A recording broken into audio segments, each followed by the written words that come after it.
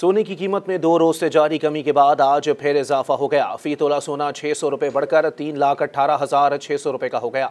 सरकारी खबर रसां इदारे APP के मुताबिक all Pakistan Sarafa James and jewellers association ने रिपोर्ट किया है कि 24 कैरात के हामिल फ़ी तोला खालिस सोने की कीमत में 600 रुपये का इजाफा हुआ, जिसके बाद फ़ी तोला सोने की कीमत बढ़कर 3,18,600 रुपये हो गए।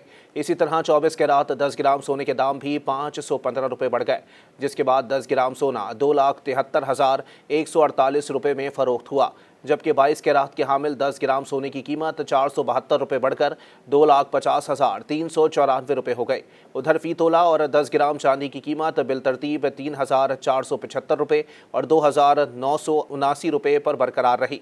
एसोसिएशन ने रिपोर्ट किया कि आलमी मंडी में फ़ी ऑन्स सोने की कीमत $5 बढ़कर $3,027 पर पहुँच गई।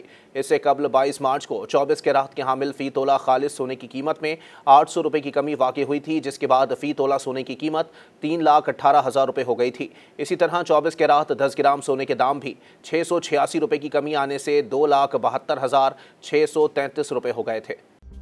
मज़ीद न्यूज़ अपडेट्स और डिजिटल स्टोरीज के लिए सब्सक्राइब करें डॉन न्यूज़ पाकिस्तान।